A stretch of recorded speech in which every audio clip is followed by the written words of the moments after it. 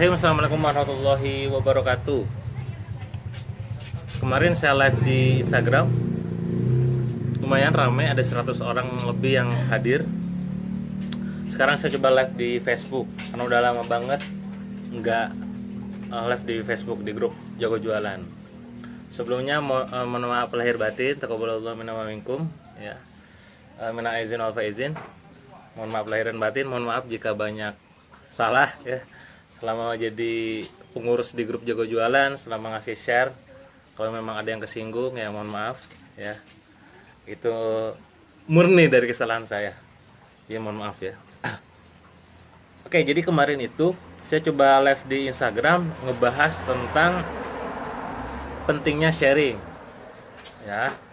Jadi saya merekomendasikan ke teman-teman yang ada di Instagram, yang mungkin kalau kawan-kawan kemarin ikut ya, nangkep poin dari saya, dimana kalau misalkan kawan-kawan pengen membangun personal brandnya ya, dalam artian membangun kepercayaan, trust dengan para pelanggannya, maka saya sarankan untuk perbanyak sharing untuk newbie maupun master ya. Saya rasa tidak ada orang yang memposisikan dirinya sebagai seorang master, karena kebanyakan justru orang lain yang manggil kita sebagai seorang master. Tapi apapun kondisinya dan profesinya, silakan sharing. Banyak manfaatnya dan tidak ada ruginya. Mulai dari bermanfaat ya, jadi penyalur kebaikan, terus juga apalagi ya, banyaklah orang berubah karena status dan sharing kita yang sederhana mungkin, dan melatih atau ke berbagi kita tentunya, karena tidak semua orang yang membangun bisnis itu dia menyempatkan waktunya untuk berbagi ya. Dan itu saya rasain ya, ketika saya asik praktek, asik action, justru malah lupa berbagi. Ketika keseringan berbagi, malah kadang bisnis sendiri terbengkalai. Makanya di sini tugas kita adalah keseimbangan. Kapan kita harus action, kapan kita harus praktek, kapan kita harus berbagi. Saran saya sih dua-duanya praktek. Oke, di sini yang udah hadir, coba sebut nama dan asal kota, dari mana. Udah balik lagi ke kota asal belum atau masih mudik? Suara saya jelas atau enggak? Karena saya ini lagi nongkrong di depan rumah, di samping jalan. Jadi banyak kendaraan lewat yang mungkin mengganggu suaranya. Tapi coba saya pengen tahu yang jelas suaranya, yang sudah kedengaran jelas silahkan komen jelas, yang sekiranya nggak jelas tolong komen nggak Kang misalkan. Oke, Mas Ade, oke udah ada Mas Ade Suprayitno, Mas Ibrahim, Mas Coki, Hakim, Cie masih di Sumedang ya? Ya Mas, salam dari Pekalongan. Ya, belum ke Pekalongan lagi ya? Saya bahkan belum pernah ke Pekalongan. Soalnya nanti kalau roadshow, kalau memang tim dari Brilliant Store memungkinkan dan tim Jago Jualan, kita coba ke sana. Mas Ade, alhamdulillah Bogor jelas Kang, alhamdulillah. Mas Andri Wijaya hadir, alhamdulillah. Hoyer jelas juga. Govinda dari Sorong, mantap. Ngelis liburan ya. Oh iya, Anda Rupiah, halo Mas, siap-siap nanti bulan depan ya. Insya Allah saya dan Mas Andre setelah kemarin launching yang Monster Affiliate, kita akan kembali lagi berkolaborasi untuk munculin program course yang bernama Jago Facebook Ads. Bagi kawan-kawan yang pengen belajar Facebook Ads terutama, silakan belajar nanti di kelas kami kalau memang mau ya. Kalau enggak juga gak jadi masalah. Nah, jadi kemarin saya bilang juga di Instagram, mungkin bagi kawan-kawan yang kemarin gak hadir di Instagram, ada dua aliran yang memang jadi acuan ketika kita berbagi di sosial media ya. Yang pertama itu alirannya ada aliran organik, mazhab organik, alias gratisan. Positifnya adalah itu membangun personal brand, membangun trust jangka panjang, itu positifnya. Negatifnya adalah lama, butuh waktu. Dan positifnya lagi adalah ini gratis ya, tidak butuh biaya. Beda dengan ads, iklan ya. Itu yang pertama organik, yang kedua adalah ads. Yang ads ini kita butuh biaya, yang negatifnya itu butuh biaya, butuh keluar duit ya. Positifnya lebih cepat. Jadi kawan-kawan gak usah ngasih konten banyak, gak usah sharing, langsung aja to the point. Targetingnya benar, gambarnya oke, copywritingnya oke, jualan ya sudah closing akhirnya, atau bangun list building dulu baru nanti selling gitu. Itu aliran ads. Nah kalau saya orangnya awalnya itu adalah aliran organik, masuk organik. Jadi bangun kontennya banyak, produksi kontennya banyak, baru ke ads ya. Dan saya sekarang main dua-duanya ya. Ads oke, ya, organik juga iya. Nah, dan saya menyarankan kepada kawan-kawan, entah itu newbie maupun orang yang udah ahli, mainkan dua-duanya juga gitu. Ads kenapa harus dimainkan? Karena itu untuk mempercepat proses bisnis kita, jualan kita. Kalau saya di Saliha ya, terus di properti itu semua pakai ads ya.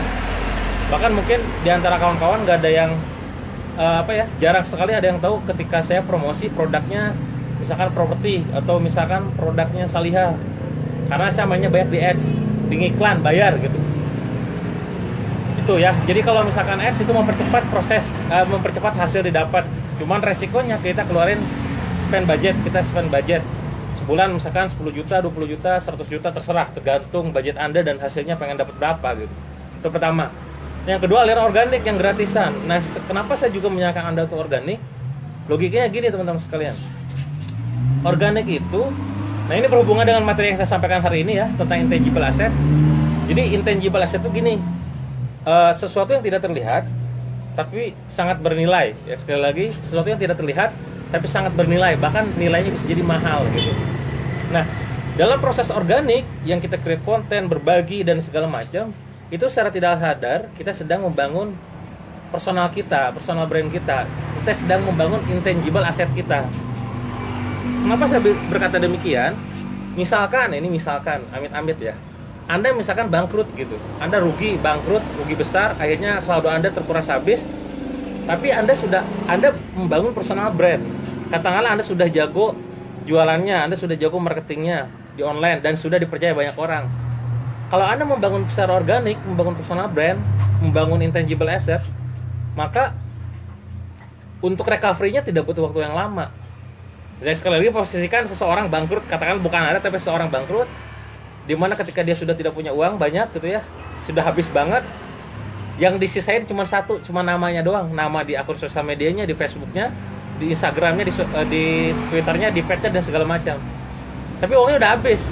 Kalau kita alirannya ads, ketika kita pengen recovery hidup gitu ya, dalam artian udah jatuh gitu ya, pengen ngiklan untuk jualan produk, maka kita butuh budget dulu ya. Tentu di sini agak susah, duit kita habis kok gitu. Tapi kita alirannya organik ya, ketika kita membangun personal brand, membangun intangible asset, maka kita tidak butuh lagi yang namanya uang. Karena yang kita butuhkan hanya sekedar intangible asset kita angkat ya, nama kita.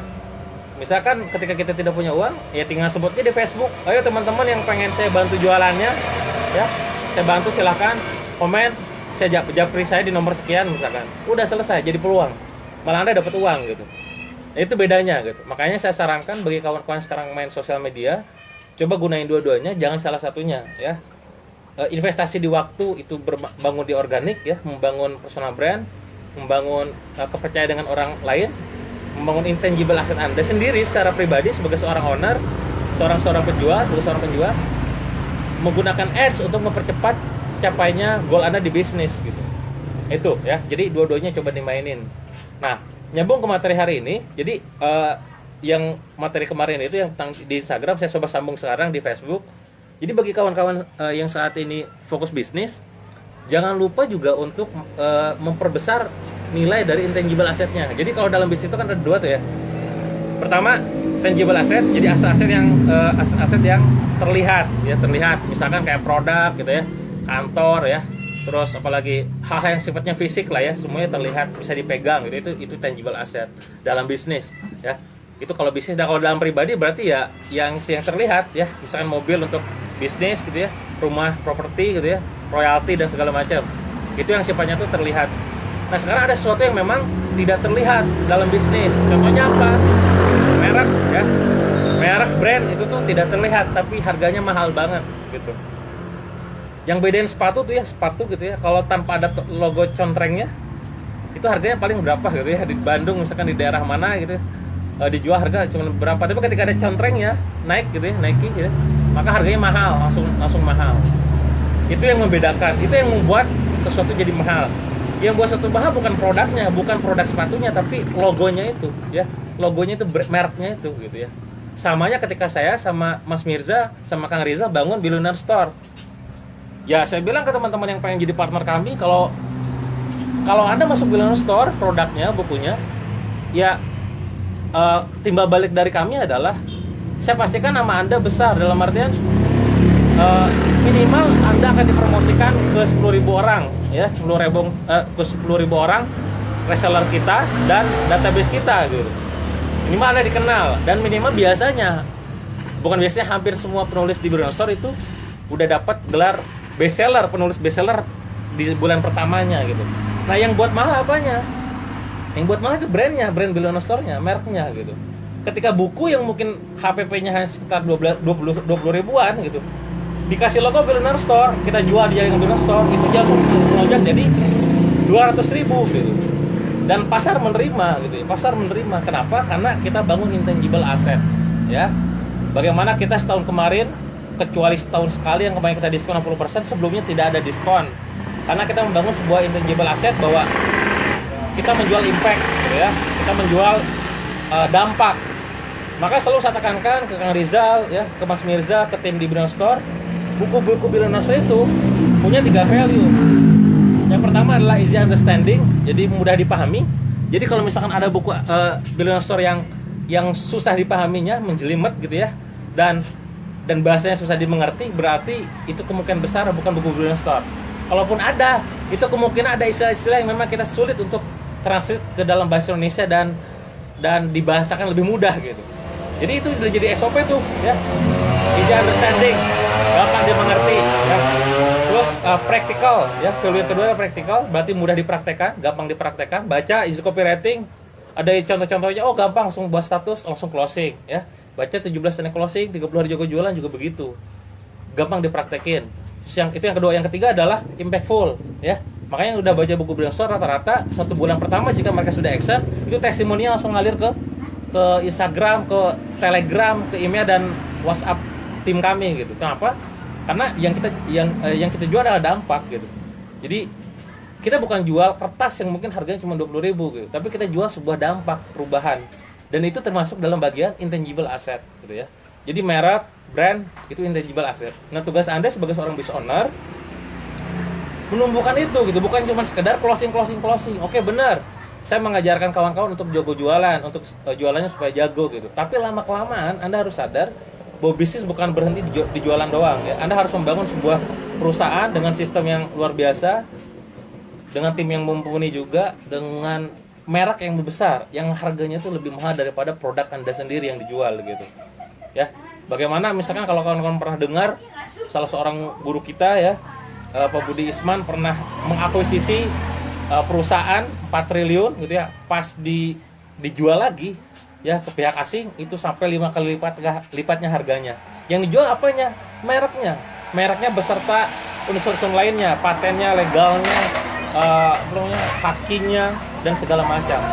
Itu yang mahal kawan-kawan sekalian. Jadi tahapannya sekarang kawan-kawan udah mulai sadar bahwa jangan cuma sekedar fokus di jualannya doang, tapi juga pikirkan sesuatu yang dibalik itu gitu. Mungkin kawan-kawan perhatiin ya, saya kalau di Billionaire Store gitu ya, saya udah jarang tampil di perusahaan. Bahkan saya jualannya pun udah jarang, kalau launching juga hampir jarang promosi gitu. Karena saya sedang membangun sebuah sistem terus tim gitu ya. Yang saya sadari bahwa ini adalah bisnis. Ini bukan perusahaan personal gitu. Dengan 7 perusahaan yang saya miliki sekarang, hampir semua perusahaan itu punya tim sendiri gitu. Tim, sistem, culture itu semua adalah intangible asset. Belum nyumpet. Sini. Ini belum ibak. Itu semua intangible asset. Tugas kawan-kawan. Halo. Belum ibak Nabila malu. Nah, makanya tugas kawan-kawan adalah memikirkan itu juga gitu. Jangan cuma sekedar mikirin omset. Pengusaha tugasnya fokus juga ke aset ya. Aset itu apa? Aset fisik, aset intangible. Gitu kawan-kawan sekalian. Jadi pesan dari lab simple saya hari ini adalah awas kakinya nendang. Awas jatuh. Bangun intangible asetnya dari sekarang ya. perhatikan itu. Nanti di dalam ya. Nanti kalau diangkat ini jatuh. Bangun intangible asetnya, perhatikan mereknya, brandnya, loyalitas customer, kepuasan pelanggan, itu intangible aset. Apalagi HKI-nya urus tolong ya, patennya jangan sampai nanti malah Anda yang gedein, malah orang lain Anda yang bangun, orang lain yang gedein, orang yang ambil. Karena nama jago jualan itu HKI-nya udah ada gitu. Bukan hanya sekedar grup tapi juga komunitas, juga bisnis gitu.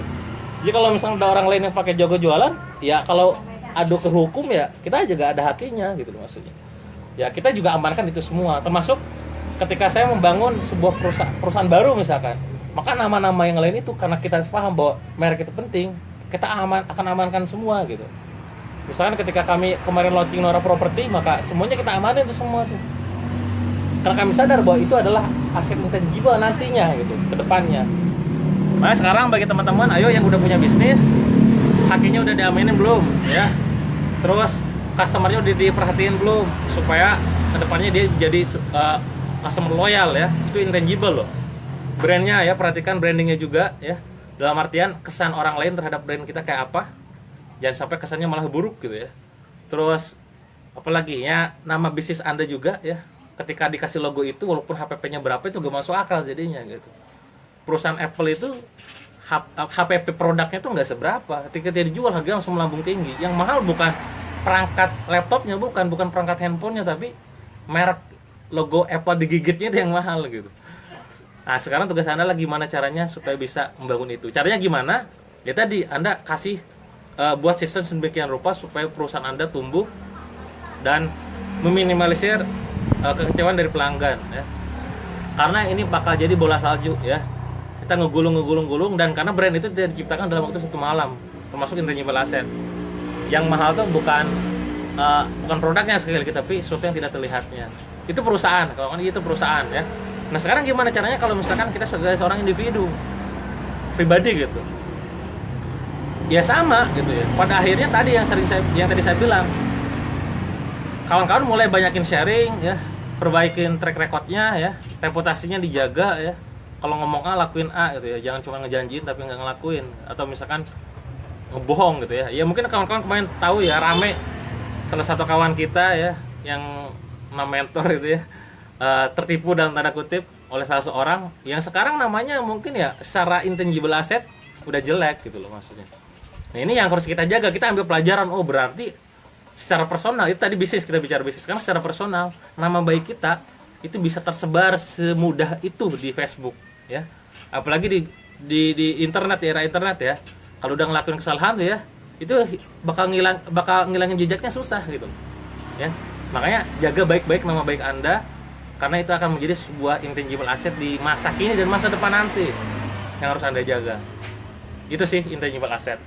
Silakan teman-teman yang mau tanya-tanya, tanya jawab seputar materi atau misalkan seputar yang lainnya tentang jualan, tentang bisnis, mangga silakan, mumpung lagi santai. Woi, Mas jomblo hadir. Alun. Jadi gitu teman-teman saya, termasuk saya, kenapa saya sekarang bangun bisnis ya, bangun bisnis dengan tim masing-masing gitu. Ada kawan saya yang dia punya bisnisnya mungkin banyak lini bisnisnya, tapi timnya itu aja gitu. Pada akhirnya dia susah secara culture, secara ini susah dibagi gitu. Makanya tugas kawan-kawan adalah ketika sudah jualannya udah bener nih, bangun sistem, bangun tim, bangun culture gitu ya, buat berbagai macam yang memang mendukung untuk memperbesar intangible asset ini gitu. Silakan ada yang mau tanya jawab. Kang, kapan ke Tegal? Belum pernah. Dapat Mas Rahman Syah, dapat inspirasi nulis biasanya bagaimana, Kang? Setiap orang ini untuk siapapun yang pengen nge-share ya, pengen membangun trustnya dengan cara menulis, berbagi dan segala macam. Setiap orang pasti punya sumber inspirasi tersendiri dalam menulis ya. Kalau dalam dunia kepenulisan itu apa namanya? Istilahnya saya lupa ya. Tapi kita nggak bisa niru cara orang lain karena pasti berbeda-beda gitu. Nah kalau saya pribadi kalau ditanya sumber inspirasinya apa, biasanya yang pertama itu karena saya banyak baca buku juga gitu ya. banyak baca buku, banyak baca artikel gitu ya. Itu biasa yang pertama. Banyak baca buku dapat inspirasi apa gitu. Yang pertama. Yang kedua, biasanya karena dari nonton video ya, video-video di YouTube tuh ya banyak. Oh ada gini walaupun bahasa Inggrisan misalkan. Tapi kita dengar oh dapat aha nih dari sini. Ya kita langsung jadi catat bahan untuk inspirasi, sharing dan praktek gitu ya. Ketiga dari jalan-jalan kalau saya ya. Jalan-jalan kemana, tiba-tiba lagi di jalan dapat ide apa gitu ya, nggak tahu kenapa tiba-tiba begitu ya. Ini apa keajaiban gitu ya, dari Allah yang ngasih ketika di jalan langsung dapat. Ya udah langsung saya catat tuh di handphone tuh, nanti mau share tentang ini gitu ya. Terus nonton, yang keempat nonton. Tadi 3 jalan-jalan, keempat nonton bioskop tuh misalkan sambil nunggu film tuh kan 15 menit dia begitu ya. Itu saya biasanya lagi diem tuh sering dapat ide gitu, tiba-tiba langsung nyatet gitu. Bahkan atau setelah nontonnya, tadi filmnya begini, saya catat gitu. Itu 4 sumber ide saya. Yang kelima, keenam, 7 ya banyak lah ya. Misalkan dari ketika kita ngobrol dengan banyak orang ya, ketemu sama orang terus dapat ide, itu sumber nulis. Makanya cara tergampang untuk bisa nulis rajin adalah rajin baca gitu. Mustahil banget kalau misalkan kawan-kawan pengen rajin nulis tapi jarang baca gitu. Ya pada akhirnya ya kecuali Anda punya pengalaman banyak gitu ya, mengalami hidup yang luar biasa gitu ya, terus jadi bahan untuk sharing ya silahkan. Kalau nggak ada pengalaman ya biasa-biasa hidupnya gitu. Mau gak mau harus banyak baca, banyak nonton ya, yang nonton video inspirasi atau video film bahkan, dan juga ketemu orang. Itu ya Mas, silakan nanti cari sumber inspirasinya sendiri. Mana lagi nih? Bentar.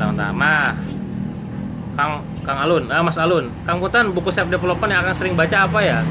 Buku self development rata-rata dari luar, Mas, dari luar. Ya nggak jauh-jauh dari buku-bukunya Anthony Robbins dan kawan-kawan lah ya. Itu walaupun saya akui itu membosankan kalau baca kalau bahasa Indonesianya ya, tapi powerful banget. Kalau lebih keren lagi baca versi bahasa Inggrisnya, itu lebih ngerti istilahnya apa, jadinya apa gitu. Nggak kabur makna gitu. Rata-rata sih dari luar. Kenapa saya milih dari luar bukan dari Indo? Saya punya prinsip kalau pengen jadi yang terbaik maka harus belajar dari yang terbaik gitu. Ketika saya belajar ilmu self development, yang terbaik di situ adalah Anthony Robbins, maka saya belajar buku Anthony Robbins, termasuk video-videonya, termasuk seminarnya. Kalau saya pengen belajar tentang ilmu misalkan bangun internet marketing, maka saya belajar dari luar juga. Siapa misalkan ya? Kalau Franken misalkan, kalau pengen belajar tentang Facebook marketing dari John Loomer gitu ya. Kalau pengen belajar tentang funnel dari Russell Brunson, pengen digital marketing dari Ryan Dess, itu saya langsung keluar langsung tuh. Ya walaupun Inggris ya sekali lagi nggak apa gitu ya. Kita sama-sama belajar. Itu kalau saya prinsipnya belajar dari yang terbaik. Apakah itu artinya di Indonesia nggak ada yang baik? Sama, bagus juga mereka gitu. Cuman kalau saya lebih milih nyari yang sumber utamanya langsung. Nanti bakal ketahuan. Di Indonesia sekarang yang mungkin kawan-kawan amati di Facebook tentang teori apapun itu ujungnya sama, itu aja sebenarnya gitu. Orang lain tentang sharing, tentang funnel, tentang email marketing sama intinya gitu ya. Apalagi kalau kita berguru ke gurunya langsung, ini teorinya si ini gitu ya. Itu begitu. Kalau saya begitu Mas. Kalau ditanya self development, saya Anthony Robbins and the gang ya. Mau nanya Kang, ini siapa nih? Mas Yandi, untuk mulai bisnis itu paling penting itu apa? Simor dulu. Dan bagaimana dengan orang yang bingung mau mulai bisnisnya? Paling penting bisnis untuk awal-awal jualan kalau saya pikir ya. Jualan dulu aja ya. Jualannya bisa jadi dropship dulu, reseller dulu, affiliate dulu, atau broker dulu. Hindari sektor produksi, itu saran saya. Kalau pengen jualan ya pertama-tama. Ngelatih mental dulu untuk menghadapi market kayak apa. Kalau belum punya ide kayak apa, terus bingung mulai bisnisnya dari mana ya. Lagi-lagi belajar zaman sekarang selektiflah dalam belajar. Silakan belajar ke orang yang Anda butuhkan, bukan yang merasa Anda butuhkan ya. Anda butuhkan benar-benar ilmunya, lalu Anda praktekkan ya. Belajar dulu baru praktek, jangan langsung praktek, nanti selection jatuhnya. Ke Pare Kang, Kampung Inggris, kita bikin workshop. Wih Mas Fahri, ya nih belum pernah ke sana saya juga pengen berguru di Kampung Inggris nih, bahasa Inggris saya belepotan. Mas atau Mbak ya, Mas Eka waktu awal bisnis banyak hal yang distrik gak? Terus yang terpenting di bisnis online itu apa? Ya awal-awal pasti banyak Mas, banyak banget. Apalagi saya mulai bisnis sejak kuliah ya. Dan waktu itu kuliah saya kan nggak selesai, semester 7 saya selesai. Dan ya karena problematika bisnis segala macam, akhirnya saya berhenti. Dan itu banyak gangguannya. Terus kalau bisnis online apa yang terpenting? Ya bisnis online bicaranya gak jauh-jauh dari traffic ya, dari konversi ya, dari relationship, dari market, dari copywriting, dari hal-hal itulah gajakan jauh ya. Maka pelajari sumber traffic, pelajari copywriting, cara menjadikan mengkonversi orang, pelajarilah cara membangun hubungan, yaitu dengan list building. Itu terpenting 3 poin: traffic, konversi, relationship. Ya, trafficnya dari mana aja? Facebook gratisan, Facebook Ad, AdWords, IG, ya, Instagram ya.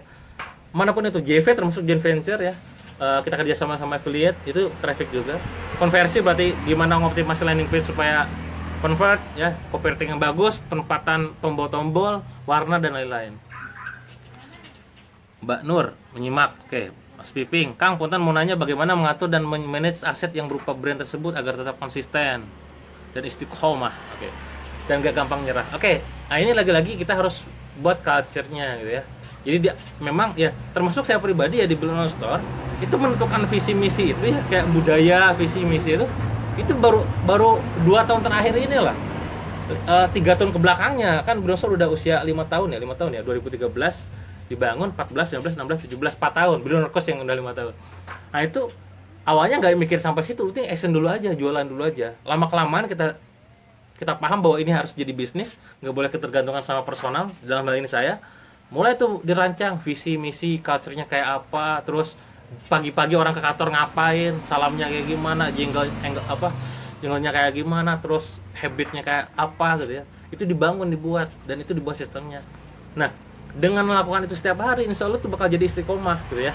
Saling mengingatkan satu sama lain di antara tim. Makanya tugas kita sebagai seorang leader sebenarnya bukan ngelakuin hal-hal teknis, bukan ngiklan ya, bukan buat copywriting ya. Bahkan di perusahaan saya pribadi yang buat copywriting bukan saya itu ya. Kecuali kalau saya jadi affiliate ya, itu yang buat saya. Kalau yang lainnya tuh nggak ada yang buat saya. Karena saya sadar ini harus mandiri gitu. Bahkan saya di Blue Note Store udah jarang nulis kan. Itu tujuannya untuk bangun bisnis. Kalau saya nulis ketergantungan sama saya. Kalau nggak ada saya ya udah mati gitu. Nah, maka saya pikir ini bisnis, harus jadi bisnis, harus mensejahterakan banyak orang. Maka saya bangun sistem produksinya kayak apa, teknologinya kayak apa, operasionalnya kayak apa, marketingnya kayak apa. Itu dibuat semua. Nah, ketika itu dilakukan terus-terusan ya, setiap orang punya rasa memiliki dalam perusahaan ya, maka yang namanya keistiqomahan itu ya, menjaga aset intangible itu bakal terjaga insya Allah gitu. Saya punya tim Kang Rizal di Blue Note Store dengan timnya ada sekitar 18 orang. Itu kalau omset gak tercapai, itu mereka malah jadi panik gitu ya. Wah, ini gimana omset gak tercapai ya? Wah, saya rela gak dibayar kalau gak tercapai, gila gitu ya. Sampai bisa kayak gitu, kenapa? Karena kita ciptakan sebuah culture ya, sebuah budaya bahwa ini tuh kalian, ini tuh hidup kalian ya, dan ini tuh hidup untuk banyak orang. Yang mungkin Anda lihat mungkin Anda sebagai sahabat saya, sebagai komunitas saya ya, sebagai market saya bisa jadi, yang Anda lihat hanya sekedar Blue Note Store hanya sekedar menjual buku ataupun misalkan produk edukasi lainnya. Tapi yang kami ciptakan di dalam bukan membuat itu, tapi membuat orang lain menjadi manusia yang seutuhnya gitu ya. Mereka punya sesuatu yang harus dihargain, harus dipush, segala macam. Itu yang kita bangun. Jadi coba Mas belajar tentang ilmu leadership ya. Leadership management harus belajarin. Kalau awal-awal mungkin ilmunya jualan tuh ya. Kalau udah main besar, ilmunya harus belajar adalah leadership. Kang, gimana caranya bikin orang percaya pada kita supaya orang itu beli produk kita? Ya harus ada alasan kenapa harus beli produkmu gitu ya. Alasan kenapa beli produkmu, kenapa di kamu, kenapa beli sekarang, itu 3 why harus dipecahkan ya. Kenapa milih itu, kenapa belinya darimu, kenapa belinya sekarang. Dan itu harus dibuat, harus dikonsep.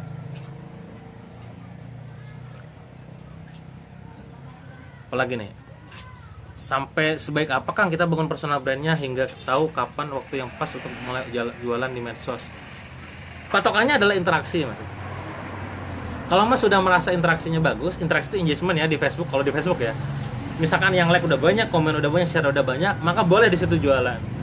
Kalau misalkan yang komen udah masih jarang, yang share juga hanya Jin yang melakukan itu, setan alias gak ada share-nya, ya jangan dulu lah, sabar gitu ya. Ya itu memang butuh kesabaran, ketabahan, kekonsistensian, keistiqomahan dalam membangun personal brand di Facebook ya. Kita dalam artian membangun trust untuk market kita gitu. Kalau pengen cepat, sekali lagi digenjot sama duit, diiklanin gitu. Jadi patokannya interaksi Mas. Kang, kalau dalam copywriting kita sebut customer kita dengan julukan tersendiri gimana? Misal ada yang sebut cat lover, pencinta kucing. Gak apa-apa, bagus Mas Agung. Itu untuk identitas kita juga, brand identity kita, bahwa jamaah kita ini ya, market kita nih panggilannya apa yang khas buat mereka gitu ya.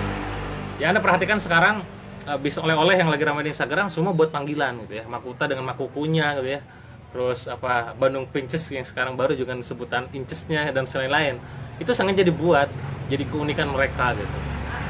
Yang terpenting adalah kita terus mengulangi itu dan orang nyaman. Jangan Anda menggunakan gaya bahasa copywriting saya ketika ngejual misalkan aksesoris ke anak-anak alay gitu ya, anak-anak cewek gitu ya, menggunakan kata bayangkan jika anda itu masuknya buat orang-orang market kayak saya gitu ya, dalam artian market bisnis saya. Kalau untuk kayak gitu langsung aja brosis lu pengen bayang gak sih lo misalkan gitu aja, sesuaikan.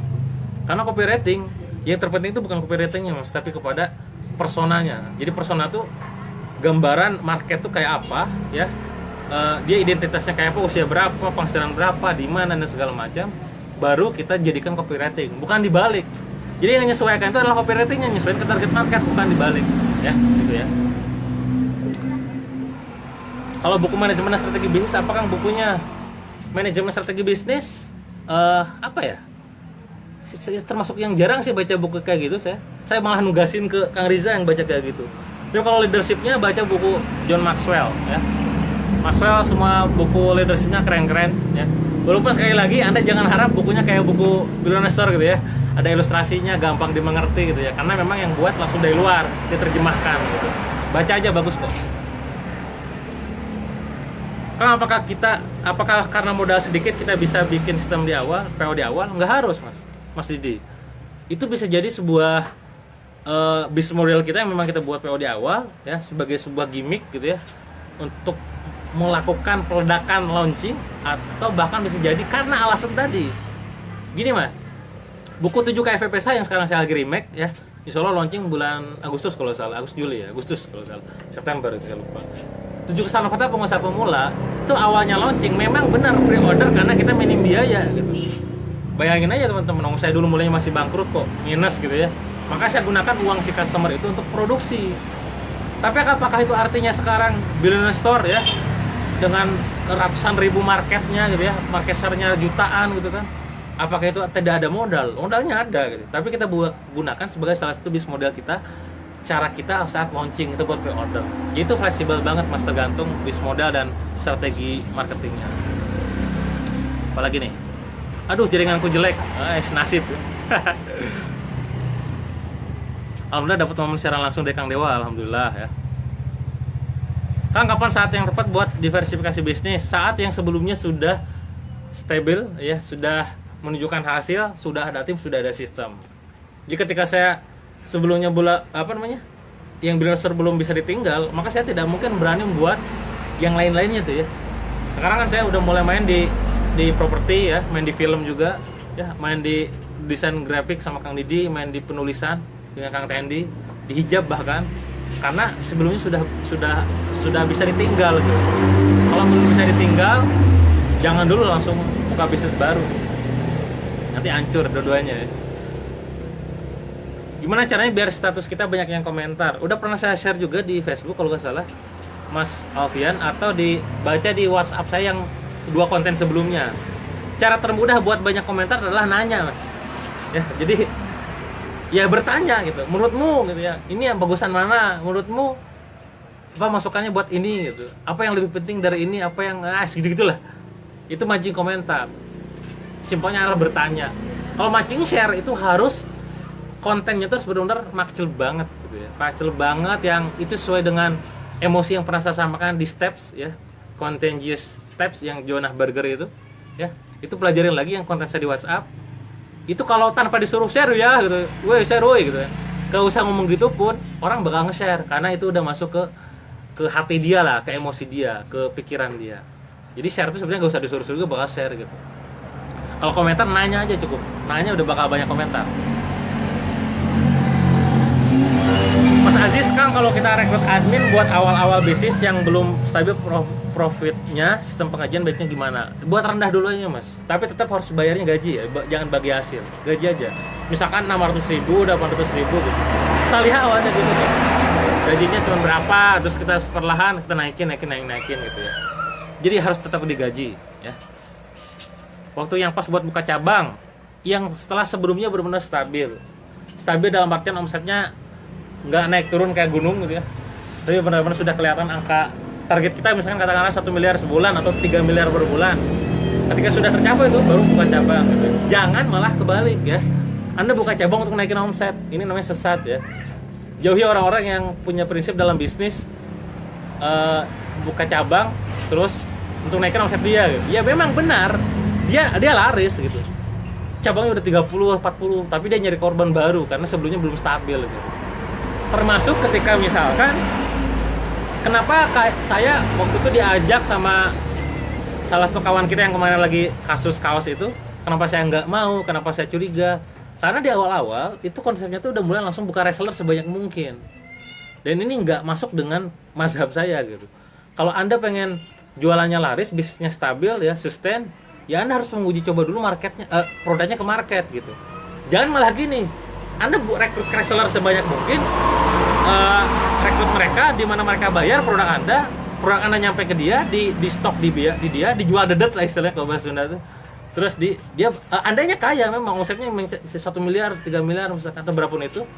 Tapi mereka itu belum tentu bisa jago jualannya gitu. Nah ini memang bisnis model terserah. Tapi kalau saya bukan mazhab yang seperti itu gitu. Saya mazhabnya adalah kalau punya produk, validasi dulu market. Kalau udah banyak validasinya baru buka reseller gitu. Itu baru. Bukan sebaliknya, nyari reseller untuk ningkatin omset gitu. Ya kayak kemarin kasus kaos tuh kemarin gitu. Masuk Telegram, orang-orang disuruh bayar, di prospek, terus suruh beli stok, terus nanti dipasarin iming-imingnya, nanti ini prospek segala macam. Sinyal alarm bisnis saya yang pernah rugi miliaran nih, wah berkata ini nggak bener gitu. Dan sekarang udah kebongkar. Jadi hati-hati kan kawan sekalian. Mana lagi nih, bentar. Sampai saat ini Kang Dewa masih menemukan kesulitan nggak dalam jualan? Kalau iya, apa itu Kang? Apa kendala Kang Dewa dalam alami di level sekarang? Sama ya. Jadi gini, kalau ketika kita jualan, ilmu basic jualan itu sebenarnya sama gitu. Itu aja. Yang beda itu adalah karakter dari produknya sendiri sama jodoh si produk ini gitu. Ya, karena sekarang saya jualan properti harganya 300 juta gitu ya, 400 juta gitu ya. Beda dengan jualan buku harganya cuma 60.000 gitu. Ini beda, cara marketingnya beda. Funnelnya beda. Kalau buku harganya katakanlah 100.000 gitu, jebret langsung orang ngantri gitu ya, langsung 10.000 sales gitu. Kalau properti ketika ngiklan itu gak bisa langsung dikontak, langsung suruh misalkan transfer gitu ya, gak bisa. Uangnya 300 juta, kita harus funnel dulu, kita masukin ke email dulu, masukin ke WhatsApp dulu, Google Form dulu, ada di Google Form kita edukasi ya. Terus nanti disuruh datang ke gathering gitu ya. Ya kalau digital marketing Mas, ada tahapannya tuh, ada beberapa tahap. Pertama tuh ada yang namanya attract traffic ya. Jadi attract traffic dalam properti saya nih, mereka akan kita iklankan lewat Google Ads atau Facebook Ads. Kita iklankan ada proyek di daerah Bogor misalkan. Maka kita lokasinya di daerah Bogor, lokasi tempat situ yang minat di properti, yang ngerti syariah gitu ya. Kita bidik mereka, hajar gila-gilaan, jebret. Kita attract traffic. Nah, tahapan berikutnya yang kedua adalah lead capture ya. Jadi setelah traffic yang datang ya, interestnya apa aja, mereka di capture tuh, ditangkap datanya. Caranya apa? Kita buat Google Form ya. Google Form, boy, isi boy. Lu pengen properti daerah mana, harganya berapa, tipenya kayak apa, sanggupan cicilan lu berapa, bahasa kasarnya begitu ya. Isi form. Nah udah kayak gitu, udah dapat, gak bisa langsung di closing. Kita nurture prospek, tahapan ketiga tuh. Di tangan saya belum bisa lurus. Nah, nurture prospek yang ketiga. Caranya kayak apa? Kita edukasi di WhatsApp. Assalamualaikum, apa kabar Bu, Mbak, gitu. Bangun edukasi dan bangun kedekatan. Yang keempat baru convert sales. Nah di convert sales ini tahapannya apa? Kita ngelakuin di gathering. Saya dan Mas Riko Dianto yang di Hasanah Land, kita adakan gathering gede-gedean. Kita langsung edukasi mereka tentang riba, tentang properti syariah, kenapa syariah dan segala macam.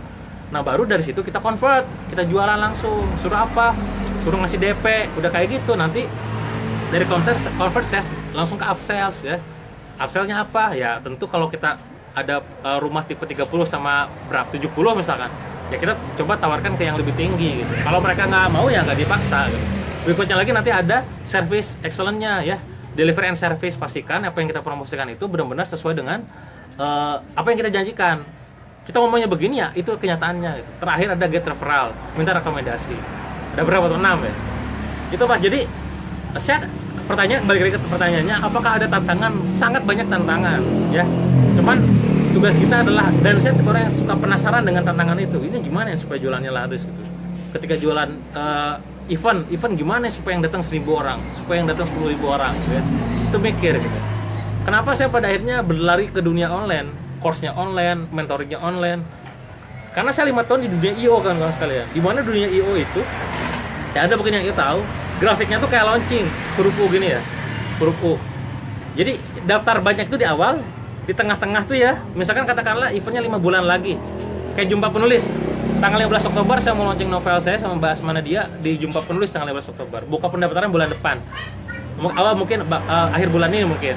Nah, itu kemungkinan besar titiknya itu adalah di awal, tingginya tuh, di tengah-tengah turun, di akhir melonjak. Bahkan lonjakan yang di akhirnya biasanya lebih besar gitu ya. Bahkan misalkan kalau misalkan di sini 50%, di akhir 50%, di tengah 20%, di awal 30%, 30, 20, 50 gitu. Itu event IO ya. Dan terakhir event saya yang besar adalah 2.200 orang di kreatif bisnis, dan itu terjadi kurva begini. Di awalnya ramai, tengah-tengah gak ada, terakhir melonjak gitu loh. Dan sebagai IO yang mungkin Anda hidupnya hanya dari IO, itu deg-degannya minta ampun gitu loh.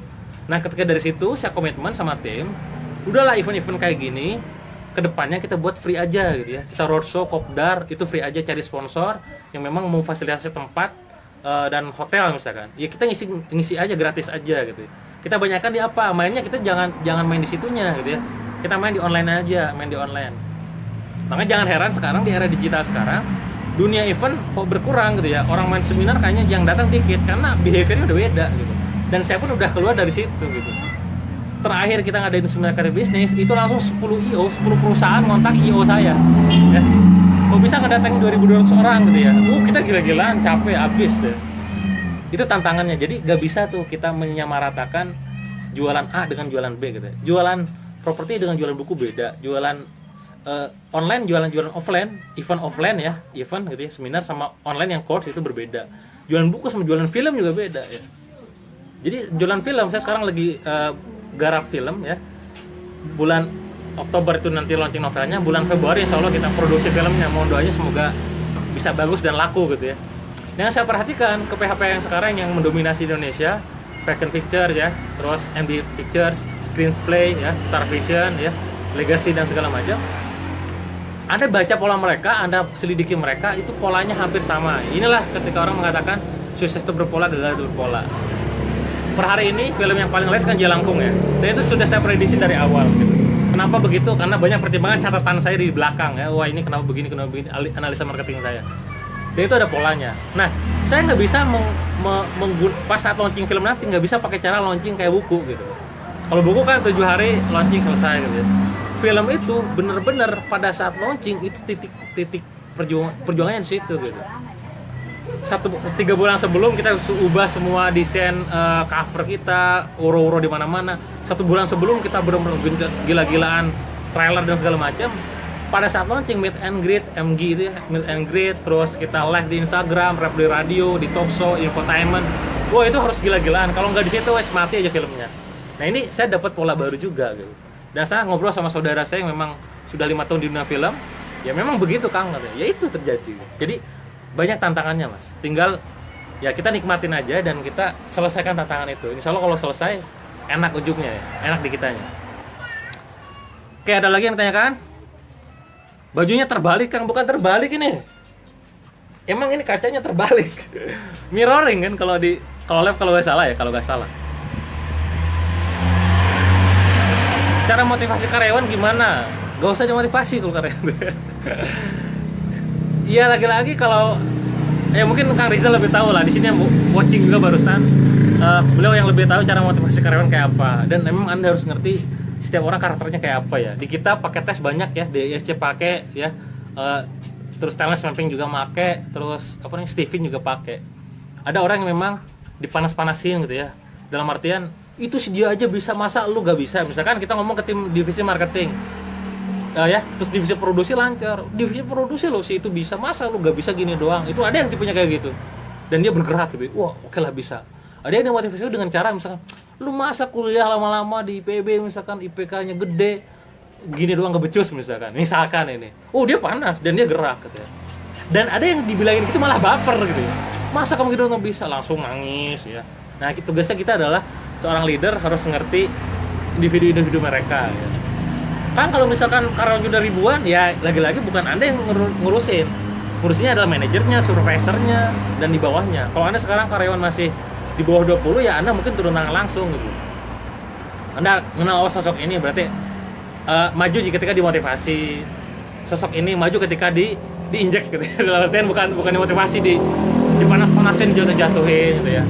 Dan saya tipe orang yang kalau ngelakuin sesuatu dimotivasi mah nggak biasa, tapi kalau udah dipanasin, wah panas. Tiap orang beda-beda. Pelajari tentang manusia, Mas. Saran saya sih itu untuk motivasi karyawan. Kang, nanti saya sharing-sharing di WA atau di inbox aja ya. Mangga, tapi WA saya nggak open untuk sharing ya, jadi saya benar-benar nggak kuat balesin chat sama teman-teman satu-satu. Jadi mohon maaf kalau ada chat nggak dibalas gitu. Termasuk yang paling kemungkinan dibalas sekarang di Instagram. Di Instagram karena masih dikit, saya masih kuat balas-balas. Kalau yang lain nggak kuat. Apalagi nih, Mas Bimantoro, Kang, kalau keluarga atau saudara tidak setuju dengan atau tidak yakin dengan bisnis kita, gimana cara menyikapinya? Ya buktiin aja ya. Mereka nggak setuju karena belum ngeliat hasil kita gitu. Kalau kita berjuang serius, mati-matian dan ngeliatin hasilnya, mereka akan berkata lain gitu. Ngeliatin hasilnya dari apa? Dari kita ngasih ke mereka, pas Idul Fitri kita ngasih mereka, ngasihnya nggak kecil, lagi banyak gitu ya. Terus kita pas ke rumahnya juga kita perlakuan mereka dengan seperti raja gitu ya, kita benar-benar kayak wah kita orang punya ya loh gitu kasarnya tuh ya, pakai mobil loh kayak apa, orang beda perlakuannya. Gak setuju itu karena belum ngeliatin hasil ya. Kalau udah kita kasih aja duitnya beda tuh pasti setuju. Apalagi yang ditanyain, mangga sebelum saya tutup. Terus kalau leadernya baperan gimana, Kang? Ya itulah, owner organisasi karyawan tidak akan lebih baik daripada leadernya gitu ya. Ya, jangan baperan. Baper tuh bagus ya. Bapernya kalau positif, baper terus dia langsung, saya pun baperan. Tapi kalau kalau bedanya kalau memang saya baper langsung saya gila-gilaan aksinya. Ada yang baper, akhirnya udah diem, ini jangan sampai. Ingat ya, nasib bisnis Anda itu ditentukan oleh Anda sendiri gitu. Leadernya, Andanya. Halfaker pernah bilang tidak ada bisnis yang bermasalah. Yang bisnis masalah itu adalah si punyanya, si leadernya.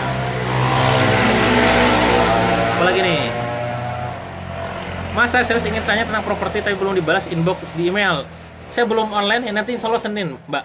Senin saya, Mas Mirza, Mas Sarwono dan Tirta, tim kami di Nora Property mulai aktif lagi di sosial medianya. Karena sekarang sedang diberikan kelonggaran untuk liburan ya. Jadi memang belum aktif, Mbak.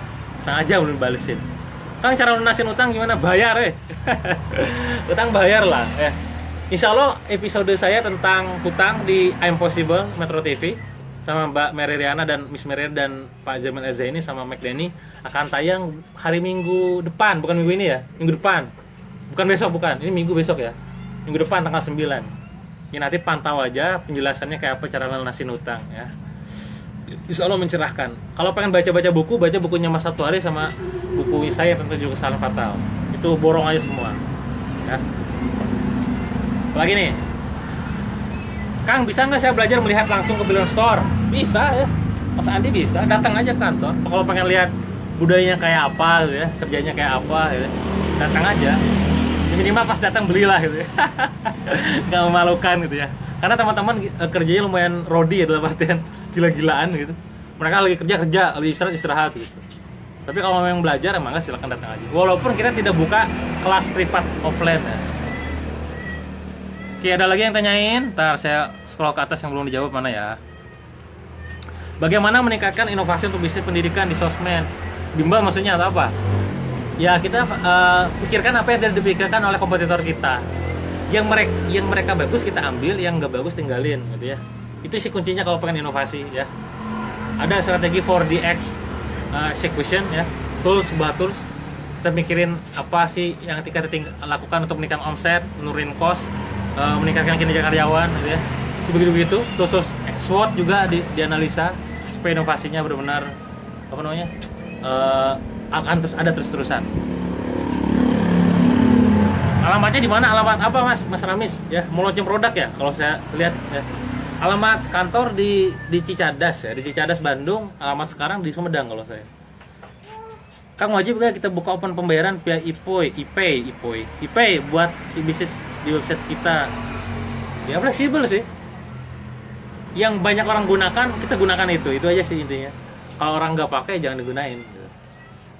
Ntar saya ke atas dulu ya, ada yang nanya lagi nggak? Nah, sharing Bo, woi mantap Mas Andika. Belum balas chat lu ya? Tenggelam Sorry. Apalagi nih?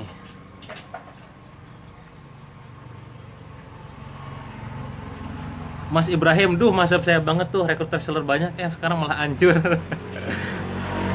Ngikut mazhab Imam Dewa aja deh ya. Lebay.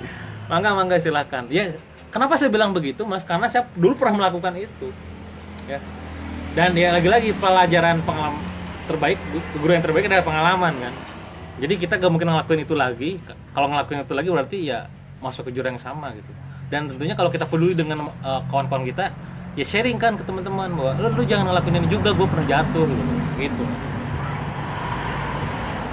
Kang mau nanya kenapa dulu keluar kuliah, Mas Rahmat? Karena satu dan lain hal, terutama masalah bisnis ya, masalah bisnis yang rugi itu 7 miliar itu ya. Membuat saya nggak fokus, terus pada akhirnya saya harus fokus di situ, nyelesain itu dan keluar kuliah semester 7. Apalagi nih, ada yang tanya lagi? Oh ya kan, jangan lupa upload video ini di YouTube. Insya Allah nanti saya coba minta bantuan ke Mas Sarwono dan Mas Mirza untuk upload di YouTube ya. Mana lagi nih? Nah, Agan, Kang, buat teman-teman baru yang baru mulai usaha, apakah perlu mentor? Perlu banget ya. Cuman saran saya mentornya satu aja ya, jangan banyak ya. Makin banyak mentor makin pusing ya. Apalagi mentornya yang dia tuh, kalau saran saya nyari mentor yang sadis. Kalau saran saya, karena kesadisan mereka itu akan membuat Anda bertumbuh ya. Kang Randy ya, mungkin Anda tahu kalau pas di digital marketingnya saya terus nakal, saya terus dia supaya terus bertumbuh. Alhamdulillah sekarang bertumbuh melesat ya. Karena saya kejam dan saya ngomongnya gila-gilaan, saya saklek orangnya gitu kan. Dan teman-teman saya yang lainnya yang sekarang omsetnya udah miliaran juga ada Mbak Erlin gitu ya, yang sekarang mulai aktif lagi di Facebook. Dulunya sadis banget mentornya ya, kita mentoring dia gitu. Jangan yang justru malah cuman sekedar ngasih saran, masukan, motivasi, jangan yang kayak gitu. Yang UKM saran saya nyari mentor ya, yang dia direct ya, ngasih pecut Anda, ngasih tantangan gitu ya. Dan ngasih sesuatu yang memang buat Anda tuh mikirnya tuh gimana nih supaya capai angka itu gitu. Saran saya buat pemula UKM, jangan justru sewa bukan dalam artian saya nggak menyarankan untuk coaching ya, tapi untuk UKM yang sekarang omsetnya baru 3 juta, 5 juta, 10 juta, untuk coach itu untuk yang segitu ya itu gak masuk gitu ya. Kenapa? Karena coaching itu nanti kita bakal nanya-nanya dan tanya terus. Untuk ranah direktur gitu ya, perusahaan-perusahaan itu bagus banget gitu ya. Untuk baru-baru itu saran saya nyarinya lebih mentor, jangan coach ya. Apa bedanya mentor dan coach? Mentor dia praktisi ya, pasti dia udah pernah ngelakuin, jadi pas ngomong itu bukan omong doang gitu ya, udah praktek itu. Terus kalau bisa sih sejenis tipenya ya. Jadi kalau misalkan pengen nyari mentornya misalkan kuliner siapa, ya cari orang yang susah di kuliner ya. Kalau saya rekomendasikan ke teman-teman belajar ke Mas Jody Warung ya, ke Rex Marindo yang punya nasi goreng mafia, bujangan, abnormal ya. Karena beliau praktisi, maka pantas untuk dijadikan mentor gitu. Apakah saya bisa? Ya saya nggak mampu, karena saya nanti jatuhnya ngomong doang, karena saya nggak punya bisnis kuliner. Kalau produk digital, produk hijab, properti boleh, karena saya juga bisnis itu gitu. Jadi sangat penting Mas untuk punya mentor. Kang, doa yang diamalkan untuk mendapatkan hati bisnis. Hati berbisnis biasanya apa? Ya doa semua lah, doain. Apapun baca lah ya. Semua amalan dipakai lah. Ya doanya bebas ya. Kang, kayaknya Kang Dewa banyak mendapatkan saya ke bisnis dari nulis, properti, film. Itu bagaimana konsentrasi dan fokusnya? Kuncinya sebenarnya Mbak Ika di tim ya, lagi-lagi di tim. Harus ada sesuatu yang kita kontrol. Itu kuncinya. Ya. Jadi ketika saya sekarang bisnis bidon store, saya punya tim, ada Kang Rizal CEO-nya. Di bidon cost saya langsung turun ya. Karena jadi walaupun saya punya 7 alhamdulillah semuanya jalan yang nggak tutup ya. Punya 8 perusahaan tapi semua tutup kan ya gimana gitu. Ya, amit-amit lah jangan sampai. Di bidon store ada Kang Rizal, ada tim sumber daya dan belakangnya. Di bidon cost ada saya, di properti ada Mas Mirza ya sebagai CEO-nya, di mesin kreatif ada Kang Didi, di EKMO ada Kang Tendi, di apa lagi di Salihah ada istri saya, ada Teh Wiwin. Di film ada Dian, ada saudara saya yang memang udah malang melintang dunia film. Jadi setiap bisnis itu harus ada orang yang megang gitu. Dan itu mau gak mau harus seperti itu. Jangan Anda megang semuanya. Makanya mencurigakan banget kalau ada orang punya bisnis banyak tapi CEO di semuanya gitu. Itu kayaknya mustahil. Mikirnya satu perusahaan aja pusing gitu. Supaya fokus gimana ya tadi? Ya, bagi tugas dengan mereka. Ya tentu mereka nanti share saham dengan Anda, share saham bagi hasil gitu ya. Karena kalau nggak begitu orang energi geraknya beda ya. Ketika saya misalkan sama siapa ya, sama Kang Tendi lah misalkan di KMO ya, tidak bagi saham, tidak bagi hasil, maka saya misalkan cuma sekedar wah bantuin dong jualan, saya nggak akan setotalitas kayak sekarang gitu loh kalau promosi. Makanya ownership itu penting ya. Cara ownership apa? Ajak dia untuk join di saham kita atau bagi hasil dengan dia gitu. Itu kalau pengen banyak bisnis ya gitu ya. Gak ada istilahnya fokus itu hanya masalah persepsi, fokus itu masalah kapasitas. Kapasitas tergantung dari pengetahuan kita, pengalaman kita, tim kita itu mempengaruhi juga. Harutannya bisnisnya apa? Katanya Trans Corporation, Trans TV, Trans Mall, Trans Property, semua digarap. Fokus dia bukan ke lini bisnisnya, tapi ke bisnisnya. Itu yang paling penting. Kita belajar dari situ. Gitu. Seni Gono apa bisnisnya? Banyak ya. Tapi bukan berarti dia nggak fokus, dia fokus. Fokusnya apa? Ke bisnisnya, bukan ke teknisnya. Sama kayak saya, fokusnya ke bisnisnya, bukan ke teknis jualan hijab, fokus teknis jualan buku, nggak gitu. Itu biarkan memikirkan adalah middle management ya. Low management, eksekusi, saya mikirin di atasnya gitu ya. Apa namanya? Atas apa? Manajemennya yang atasnya lah gitu ya. Kita bermain di atasnya, di BOD-nya gitu. Itu ya, terus apa lagi nih? Udah satu pertanyaan lagi deh. Sebelum itu penuh kepanjangan nih kayaknya. Kang, kalau biar cepat closing gimana caranya? Closing udah saya bagiin e-booknya Mas Suharyanto di website ya. Cari aja di fanpage saya di DWK Prayoga 17 teknik closing, atau masuk ke channel Telegram saya. Di channel Telegram saya nanti klik kanan share media, cari bagian e-book 17 teknik closing. Ada 17 teknik yang saya share supaya mempermudah proses closing. Kalau pengen lebih banyak lagi ada 30 teknik, baca di buku 30 hari jago jualan atau di buku komik jago jualan. Apa bedanya komik jago jualan 30 hari jago jualan? Komik jago jualan ada beberapa tambahan materi dari kisah-kisah pribadi dan juga ada cerita-cerita dan berupa komik ya. Ada beberapa yang berupa komiknya, ilustrasinya. Kalau 30 hari semuanya to the point. Mana yang lebih bagus, dua-duanya bagus ya. Silakan pilih salah satu kalau saran saya ya. Kalau saya lebih suka di 30 hari jago jualan. Kenapa? Karena to the point, nggak ada cerita-cerita macam-macam. Anda pilihlah salah satu. Beli nanti pas hari Senin, pas operasional Brilliant Store buka ya. Itu mungkin dari saya share hari ini. Semoga bermanfaat buat kawan-kawan semuanya. Terakhir pesan dari saya, ya silakan join di beberapa channel saya ya. Di grup Facebook berarti di sini di Jago Jualan, di channel Telegram di DWK Prayoga. Udah ada 48.000 orang lebih yang join. Silakan join juga. Karena saya aktif berbagi di berbagai media tersebut. Di WhatsApp di dwkprayoga.com/wa. Bagi kawan-kawan yang belum join, itu tinggal nunggu aja ya. Jangan ngechat mulu. Udah ada 20.000 orang lebih yang mengajukan ke tim kami yang sudah terbentuk. Grupnya udah ada 60 lebih. 60 grup, bukan Baladewa ya. Berarti sekitar 15 ribuan, 12 ribu, 15 ribu yang udah masuk grup. Sisanya berarti sekitar 5 ribuan lagi masih nganggur, belum masukin ke grup. Jadi bagi ada yang, Kang aku belum masuk grup, bisa jadi bagian dari yang 5.000 ini gitu ya. Itu ya, Telegram join, WhatsApp join, grup Facebook di sini, sama Instagram saya karena saya pun bakal sering sharing di Instagram. Jadwal sharing saya karena saya udah mulai komitmen pulang, recovery udah alhamdulillah udah mulai fit ya, tinggal tangan doang, tinggal jari. Saya akan mulai banyak sharing di hari Jumat itu di Instagram. Anda boleh catat jadwalnya karena nggak saya infoin ya. Jadi hari Jumat nanti pantau Instagram saya bakal live di sana dadakan kayak kemarin ya. Hari Sabtu ada live di Facebook di grup Jago Jualan. Hari Minggu saya libur. Senin saya banyak share di WhatsApp lewat broadcastnya itu. Selasa itu di Telegram. Rabu itu di grup status Facebook di grup ini juga. Dan hari Kamis itu di email. Nanti saya akan kirim email yang sifatnya tuh itu edukasi, diselipin jualannya. Tentu itu harus ya, karena kalau nggak diselipin jualannya kalau di email sama unsubscribe juga gitu. Itu mungkin pengumuman dari saya sama share saya dari ini. Semoga bermanfaat buat kalian semua.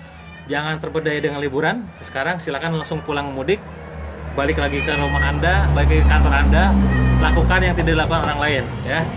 Karena kunci sukses itu sederhana, tinggal melakukan apa yang tidak orang lain lakukan ya. Orang lain melakukannya A, Anda melakukannya A, B, C, D, E gitu ya. Salah satunya di saat orang lain liburan, Anda sudah kerja mati-matian. Itu aja dari saya. Terima kasih. Assalamualaikum warahmatullahi wabarakatuh.